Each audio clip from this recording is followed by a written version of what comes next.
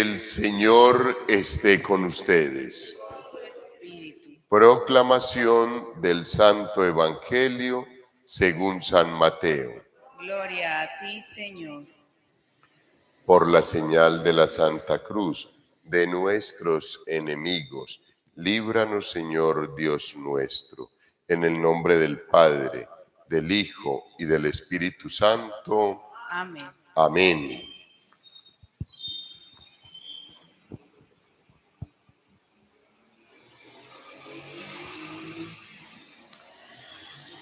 En aquel tiempo, uno de los 12, llamado Judas Iscariote, fue a los sumos sacerdotes y les propuso: ¿qué están dispuestos a darme si se lo entrego a ustedes? Ellos se ajustaron con él en 30 monedas de plata, y desde entonces andaba buscando la ocasión propicia para entregarlo. El primer día de los ázimos se acercaron los discípulos a Jesús y le preguntaron: ¿dónde quieres que te preparemos la cena de Pascua? Él contestó: vayan a la ciudad, a casa de quien ustedes saben, y díganle: el maestro dice, mi hora está cerca, voy a celebrar la Pascua en tu casa con mis discípulos. Los discípulos cumplieron las instrucciones de Jesús y prepararon la Pascua. Al atardecer se puso a la mesa con los 12. Mientras comían, dijo: en verdad les digo que uno de ustedes me va a entregar. Ellos, muy entristecidos, se pusieron a preguntarle uno tras otro: ¿soy yo acaso, Señor? Él respondió: el que ha metido conmigo la mano en la fuente, ese me va a entregar. El Hijo del Hombre se va como está escrito de él, pero ay de aquel por quien el Hijo del Hombre es entregado. Más le valdría a ese hombre no haber nacido. Entonces preguntó Judas, el que lo iba a entregar: ¿soy yo acaso, maestro? Él respondió: tú lo has dicho.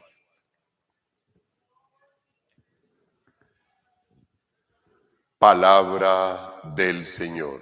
Gloria a ti, Señor Jesús. Bueno, hijos, ayer veíamos en el Evangelio de San Juan, hoy leemos a San Mateo, son dos textos como continuos, pero en los dos diferentes evangelistas. Ayer veíamos cómo se celebraba la última cena y qué era lo que sucedía allí en ese momento tan precioso con el Señor Jesús, que sucedían dos traiciones, la de Judas y la de Pedro. Hoy el texto bíblico de San Mateo nos hace referencia directa a la venta del Señor Jesús por parte de Judas y la forma en que, sentados a la mesa, pues el Señor lo pone al descubierto. Queridos hermanos, al igual que el texto de Isaías en la lectura de hoy, que sigue la continuación de esos textos del siervo de Chavé, el Señor Dios abrió el oído, yo no resistí ni me eché atrás. Queridos hermanos, permitir que el Señor Dios abra nuestros oídos, nuestros corazones y no echarnos atrás es la actitud del discípulo. La actitud del que no es discípulo es no permitir que el Señor abra tus oídos, tus ojos, tu corazón, sino que en la obstinación de la avaricia, en la obstinación de la soberbia, en la obstinación de la ausencia de amor por el Señor, nosotros lo vendemos. Ayer veíamos y les cuestionaba porque durante el día nosotros lo traicionamos muchísimas veces. Hoy nos habla directamente el texto bíblico de venderlo y Judas lo vende por 30 monedas. Eso será un poquito más de un salario de un mes en el tiempo del Señor Jesús. Era un denario por día, entonces era el salario de un mes. Es una suma irrisoria, es una miseria, pero a Judas le interesa más la miseria que la gracia de Dios. Por eso a él no le importa absolutamente nada. Lo que pasa es que Judas nunca pensó que al Señor lo iban a matar. Él siempre pensaba de que el Señor se iba a salir con la suya, porque ya durante varias ocasiones el Señor se les había escabullido, se les había ido, se les había volado, se había presentado cualquier situación por medio de la cual no podían agarrar al Señor. Entonces Judas pensaba, pues yo me gano acá estas 30 monedas, a él no lo van a matar y mañana continúo con él y punto. Es la posición de aquel que pensando en que no llegará el final, hace y deshace y no tiene presente que a uno le reclaman la vida a cualquier hora. Muchas veces se piensa que es en la noche que uno va a morir, pero uno puede morir a primera hora de la mañana o al mediodía o por la tarde o por la noche, en una fiesta o en un momento de meditación.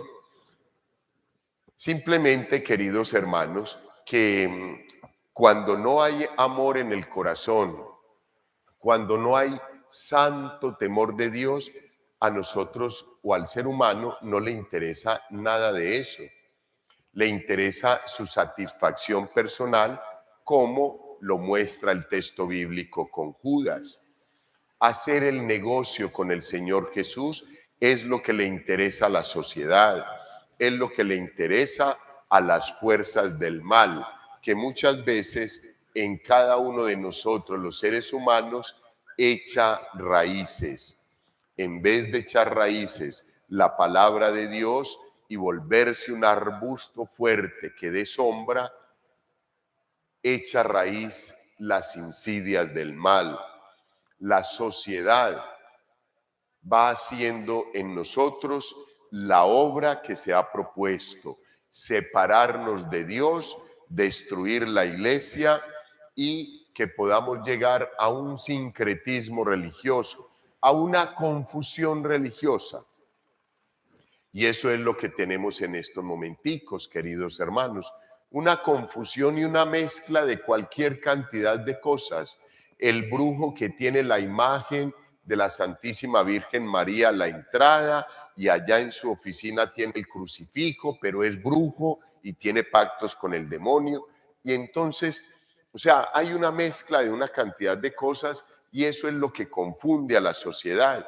Por eso nosotros, queridos hermanos, tenemos siempre que beber de la fuente de la sabiduría, de la palabra de Dios, de la iglesia, vivir la Santa Eucaristía, la fiesta por excelencia, comer el cuerpo y beber la sangre del Señor para tener cada día más luz, queridos hermanos, y poder entender e identificar todas esas situaciones de confusión que presenta la sociedad. Hijos, lo que yo les digo es real, o sea, es muy fácil. Constantemente está uno encontrando que se acercan las personas y le dicen: Padre, yo le pregunto, ¿será malo ir donde un señor que estoy yendo en tal parte? Yo le digo: ¿por qué, mi vida? Porque es que el Señor me hace unos riegos, me hace unos rezos. Mi vida, eso no es cristiano, no es católico. Hay pecado en esas acciones. No, padre, pero es que él tiene el crucifijo detrás. Entonces ahí es donde, queridos hermanos, nosotros tenemos que ser muy sagaces. ¿Por qué los hijos de las tinieblas son más sagaces que nosotros?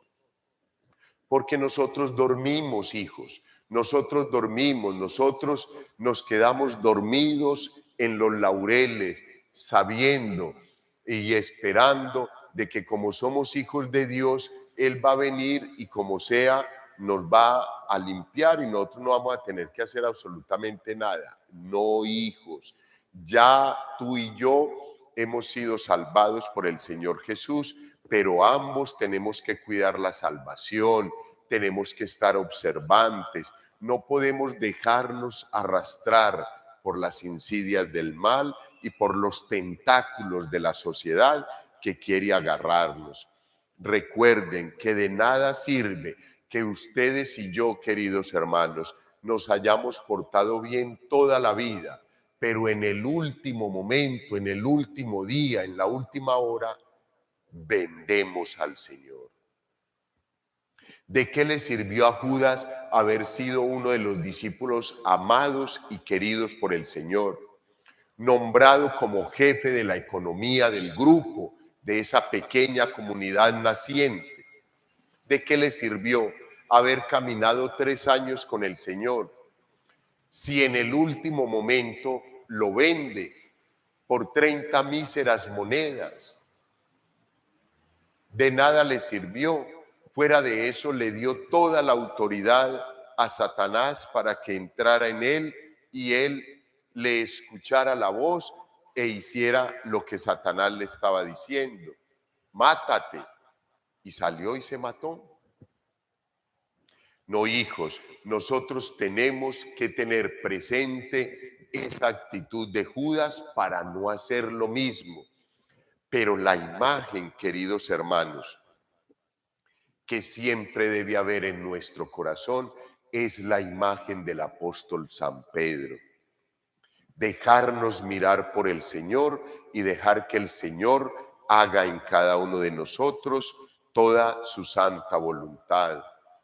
Y no venderlo, queridos hermanos. Tenemos que reflexionar mucho sobre eso.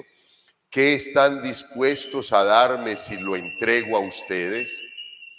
Y se ajustaron con él en 30 monedas de plata. Por eso, Judas, ¿vendes al Señor? Hijos, ese cuestionamiento es para nosotros. Somos nosotros los Judas de este tiempo. Tenemos es que pedirle al Señor, hijos, que no nos deje caer en la tentación de volver a vender al Señor Jesús un día más en nuestra vida. No, hijos, tenemos que amarlo.